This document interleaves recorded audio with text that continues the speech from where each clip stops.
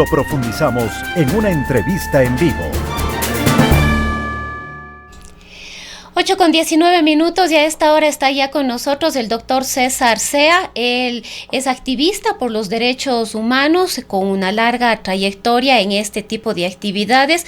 Fue también director de la zona 6 del Consejo Nacional de la Judicatura. Doctor Sea, muy buenos días, gracias por acompañarnos. Pues nos gustaría iniciar este diálogo con estos últimos hechos ocurridos aquí en nuestra ciudad. Intentos de sicariato o un caso presuntamente de sicariato se habría registrado este fin de semana aquí en la ciudad de Cuenca, una ciudad aparentemente todavía tranquila, que no estaría enfrentando situaciones similares a lo que ocurre ya en provincias como Guayas o Esmeraldas o Santo Domingo. Sin embargo, vemos que mientras pasa el tiempo, pasan los días, cada vez se va haciendo más difícil podernos blindar de una problemática tan compleja como es esta. Bienvenido.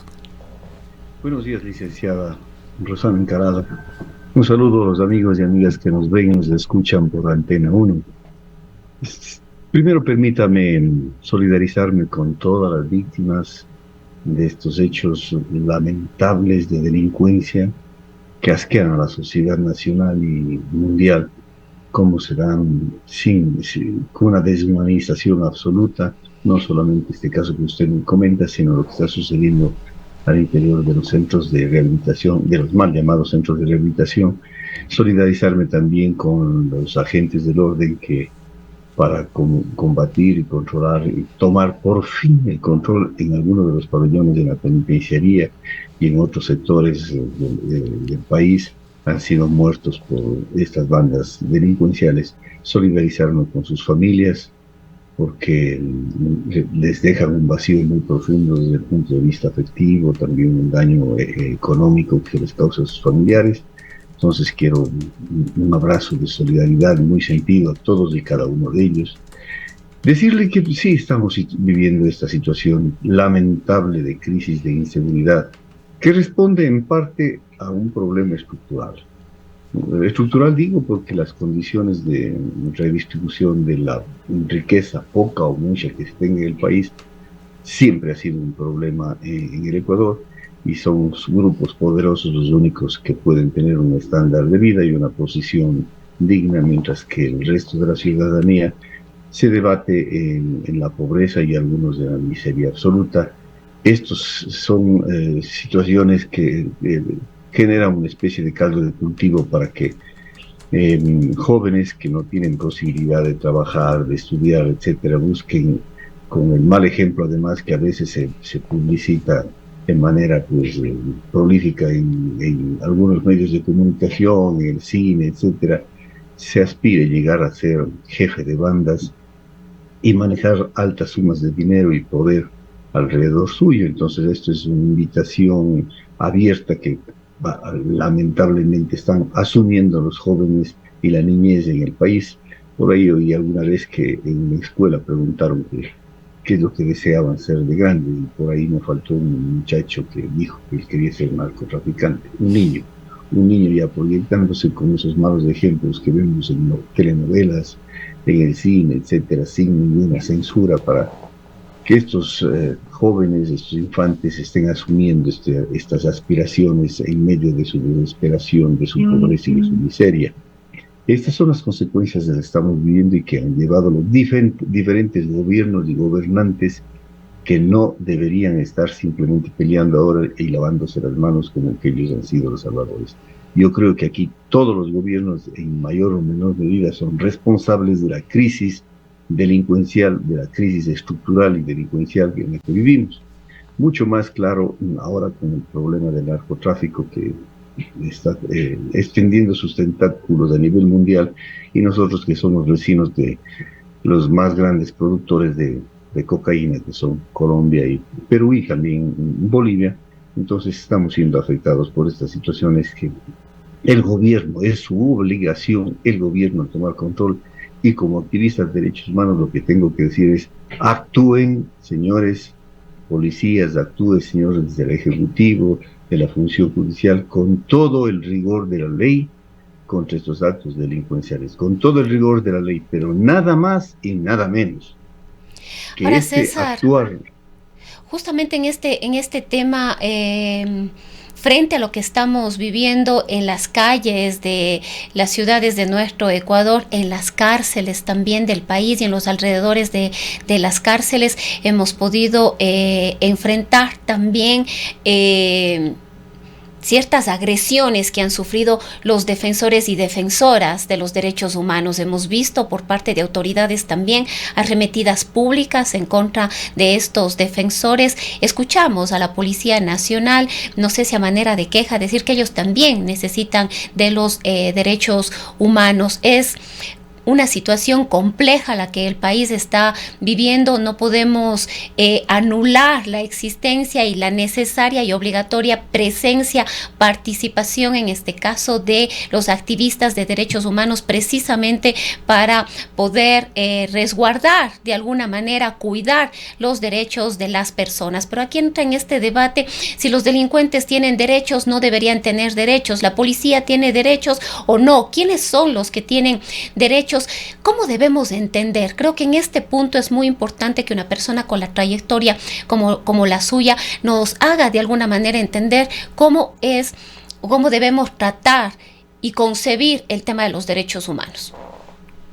Bueno, primero quiero decir de que me parece una irresponsabilidad, por un lado, o un grado alto de ignorancia hasta del mismo señor presidente de la República y de algunos generales que se les ha oído algunos pronunciamientos totalmente desatinados, ¿no?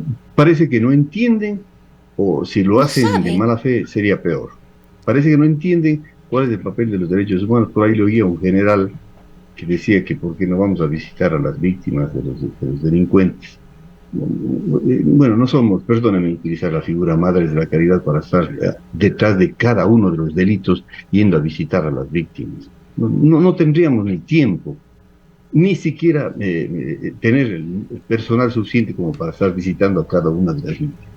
En lo personal, alguna vez cuando fue agredido un policía de una forma leve en una de las manifestaciones, yo me permití, siendo parte de la Defensoría del Pueblo, ir a visitar y a solidarizarme en la situación en que estaba el policía, y ahí más bien tuve una reacción hosca de parte de los miembros familiares y algunos que estaban acompañándole al policía. Yo lo único que llegaba es a solidarizarme. Pero cuando llegamos a hacer justamente eso, en un caso específico que tuvimos la oportunidad, tuvimos este tipo de reacciones. Hay un grado, grande de ignorancia, porque las organizaciones de derechos humanos efectivamente consideramos que todo ser humano, el señor general que habló esas partes, hizo esa intervención un poco ignorantona, él tiene derechos humanos, el señor presidente también, y también tienen el último de los ciudadanos, y como el que está hablando aquí, tenemos todos derechos humanos. Adicionalmente, si cabe la pena aclarar, también los delincuentes tienen derechos humanos. Lo que pasa es que el momento en que son detenidos y sentenciados, pierden algunos de sus derechos, pero no quiere decir que con ello pierden todos los derechos humanos. Y decirles a las autoridades del Ejecutivo fundamentalmente y a estos generales que lo que buscan es lavarse las manos, o que tienen una experticia en ser Poncio Pilatos, para buscar victimizarse por su inoperancia. Ellos han sido inoperantes, y muchos de ellos, no todos, han sido parte de la delincuencia organizada. Usted conoce muy bien, licenciada, cada vez y cuando están saliendo reportajes donde se les detiene a agentes del servicio activo que están siendo parte de estas bandas delincuenciales, a quienes yo les considero que son mucho más peligrosos que los mismos capos de estas bandas, porque los capos de estas bandas tienen su actividad y se procuran sus beneficios y sus negocios en base a tenerles a estos señores de burro pies. Entonces la sociedad, si bien puede medio algo cuidarse de la delincuencia común, pero no puede cuidarse de los que están para cuidarnos a nosotros. Entonces por ahí sí, más bien el general que habló el otro día ciertas sandeces debería ponerse a meditar. Yo no le puedo decir que él es parte de los narcogenerales, no. Pero también ha habido, entiendo, narcogenerales, que lo ha dicho la embajada norteamericana. No podemos generalizar y decir que todos son unos sinvergüenzas, unos corruptos. Hay unos cuantos seguramente, ciertamente, y en eso debe poner atención tanto el Ejecutivo como el general que habló el otro día. Espero que no, seguramente no ha de estar dentro del grupo de los que la embajada norteamericana manifestó abiertamente. Estoy casi convencido de que él no tiene nada que ver, pero eso es lo que tienen que preocuparse. Ahora, claro, cuando les tienen un desprestigio tamaño, donde agravado con este femicidio que se dio en la Escuela Superior de Policía, claro, están por los suelos, entonces siempre buscan la manera de victimizarse con expresiones salidas de contexto. Señor general, nosotros lamentamos cada uno de los delitos que se dan en el país, pero no podemos nosotros como activistas y como organizaciones de derechos humanos, no como usted dice, en forma totalmente sin sentido, los derechos humanos. Los derechos humanos son declaraciones, son entelequias. Los que protestamos, hacemos o no hacemos algo son las organizaciones de derechos humanos, no los derechos humanos. Aprendo un poco, eso es interesante que aprenda. Nosotros no podemos salir a decirle al delincuente, oiga, señor delincuente, no delinca. Lo que están las organizaciones de derechos humanos en el país y en el mundo es para decirle al poder, señores, no abusen del mismo, respeten al otro, respeten a la ciudadanía. Lamentamos y repudiamos los actos delincuenciales, pero eso es labor de la institución policial, de los agentes del orden y del Estado, es responsabilidad. Sino, claro, frente a su inoperancia y al clamor popular, tratan de lavarse las manos y echar la pelotita a quien no deben responsabilizar. Ahora, César, justamente en este punto es quizás hoy más que nunca la necesidad de fortalecer a los derechos humanos, a las organizaciones, a los activistas de los derechos humanos, cuando vemos y escuchamos propuestas, incluso desde la propia Asamblea Nacional, desde los propios asambleístas, ponernos como un ejemplo necesario a aplicarse el día de hoy, las acciones, por ejemplo, cuando fue el gobierno de León Febres Cordero, o la necesidad de que todos los ciudadanos y ciudadanas nos armemos frente a la delincuencia y hechos de esta naturaleza que definitivamente irían de manera dramática en contra de los derechos humanos. Lo que pasa es que el populismo penal, fruto del miedo que se ha generado en el país, evidentemente, permite que la ciudadanía termine aplaudiendo por buscar seguridad, que es su derecho, termine aplaudiendo actos con alto grado de demagogia. ¿Quiénes seríamos los más perjudicados con la liberalización del uso de las armas? Seguramente seríamos los ciudadanos que no estamos haciendo actos de violencia ni de delincuencia. ¿Por qué? Si este momento a un ciudadano le detienen, delincuente o no delincuente, portando un arma de fuego en la calle, seguro que tiene un problema, seguro que tiene un juicio y de pronto se va con alguna sentencia a cumplir una pena. Desde el punto de vista, si es que encontramos, si liberalizamos el uso y el porte de armas, los que estamos facultándoles y dándoles carta abierta y patente de corso para que anden con las armas, más bien van a ser para los peligrosos. Ellos serán los que tengan la posibilidad de que, sin que nadie les impide, de andar con armas de fuego. Ahora ahí van a decir, bueno, es que a ellos no les van a dar el permiso de uso de armas. En el país hemos visto que asambleístas con poca sangre a la cara, más sanos que cualquiera de los jóvenes, han sacado carnet de discapacidad, carnet para hacer uso de las ventajas que le da la ley a las personas con discapacidad.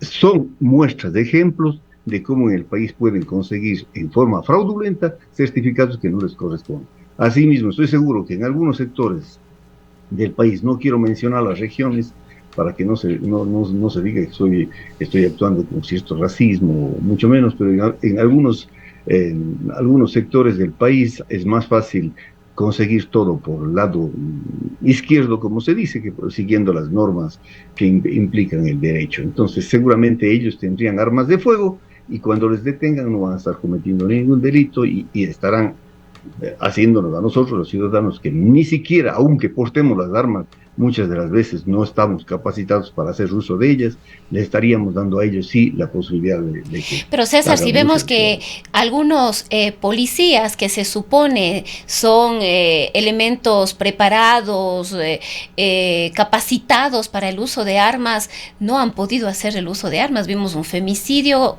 de un policía utilizando su arma, un caso terrible como es el de policía que le da su propia arma al sicario para que mate a su niño para no pagar la pensión alimenticia, por ejemplo. Acuérdese además, amigas y amigas, y Rosana, acuérdese el caso Diana que se dio en Ibarra. Durante más de una hora, un ciudadano extranjero le tenía con el puñal en el cuello a su esposa que estaba embarazada, amenazando lo que le iba a matar. Los policías les rodearon, estaban a 2, 3 metros, no hicieron absolutamente nada, terminó asesinando. O sea, cuando tienen que actuar, no actúan. Y algunas veces que actúan, actúan mal, porque creen que con el arma de fuego o con los elementos disuasivos, elementos que tienen para controlar el orden público, pueden hacer y deshacer como a ellos les place. El concepto del uso adecuado, uso progresivo, como se le quiera ver, de la fuerza, implica un concepto sustancial, amigos y amigas que nos escuchan. El momento en que el ciudadano que está cometiendo una agresión, una alteración del orden, está amenazando la vida, lo que sea, en ese momento que el policía, el agente del orden, le neutraliza, es decir, ya le pone una situación que ya no implica riesgo, ahí debe cesar el uso progresivo de la fuerza. Y el uso progresivo de la fuerza no es como algún general también en algún momento decía, que quieren que vayamos primero con elementos de verbalización cuando están con una pistola al frente. No, eso es tratar de confundir, engañar a la gente general. Cuando hay posiciones de riesgo absoluto, cuando hay posiciones de riesgo mortal del ciudadano frente a terceros, el policía está obligado a hacer uso de su arma de fuego en forma letal. Pero claro, entendiéndole el uso progresivo de la fuerza en su gran magnitud, lo que tiene que hacer el Policía Nacional, los agentes del orden, es hasta neutralizarle, evitar que siga siendo un peligro la persona que está cometiendo algún agravio, hasta ahí avanza su camino. Una vez que está neutralizado, ya no. Les doy un ejemplo, amigas y amigos que nos escuchan. Si a un ciudadano, a un extorsionador, por decir algo, le detienen, le ponen las esposas y le llevan al patrullero, hasta ahí termina el uso progresivo de la fuerza. Y con eso le trasladan ante autoridad competente.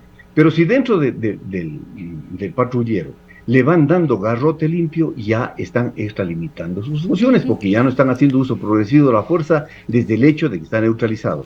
Pero ¿qué pasó con el cabo Olmedo en Riobamba? Y que el señor presidente salió a decir que iba a darle el indulto y a elevarle casi a categoría de héroe. En lo personal no puedo ser más que claro y concreto. Es decir, señor presidente, está equivocado. Usted está aupando las irregularidades de la fuerza pública, porque no están haciendo uso progresivo de la fuerza. Ahora, César, Sí, César, quizás para ir cerrando este diálogo en honor al tiempo, una evaluación suya de las acciones que está tomando el gobierno nacional. Convocó a este consejo, al COSEPE, para evaluar y analizar acciones. Ha advertido, ha anunciado que tiene ya un plan de seguridad. Se trasladaron 2.500 reos de la penitenciaría del Litoral hacia otros centros penitenciarios. Ya sabemos las consecuencias de eso, no vamos a insistir en aquello, pero sería importante conocer cómo ve usted estas acciones que está tomando el gobierno. A ver, el gobierno y el SNI tienen la posibilidad de hacer los traslados, ciertamente, y eso debió haber hecho en su momento oportuno, especialmente aprovechar cuando se dio la emergencia carcelaria, que muy pocos resultados dio. Nosotros sugeríamos de que se canalice recursos a un específico centro de alta seguridad, para que ahí lleve a los capos de las mafias, y que con todas las seguridades impida que sigan haciendo labor de coordinación al interior y al exterior de las cárceles. Este momento, claro, hay un clamor porque la ciudadanía, los familiares, reclaman que quieren estar cerca del lugar con la persona detenida y le están trasladando a otros. Eso crea inconvenientes. Lo que pasa es que en el país, si bien hay problemas de delincuencia, hay también otra delincuencia solapada que están formando parte del personal administrativo de los centros de rehabilitación social. No todos, pero un buen número que utiliza, crea dificultades para vender facilidades, y eso también un gran alto grado de corrupción. Entonces, si bien tienen que tener lista todo lo que es para el papeleo necesario para pasar de un régimen cerrado a un régimen semiabierto. Esto es utilizado en algunos centros de rehabilitación social con un elemento de buscar extorsionar a los familiares y a los abogados para que les den el dinero para que recién hagan los trámites, cuando es el trámite obligación de ellos, sino también cómo no entender la corrupción que existe de algunos funcionarios, de algunos policías, de algunos, todo lo que se quiera, para ingresar rifles de alto calibre dentro de los centros de rehabilitación social. Entonces, lo que tiene que hacer el SNAI, venimos nosotros en este mismo espacio diciendo desde hace mucho tiempo, tiene que haber una instancia administrativa que les haga auditorías permanentes de seguridad, auditorías administrativas y auditorías económicas a cada uno de los centros para ir detectando dónde está la corrupción, porque uno de los lugares o una de las instituciones más corruptas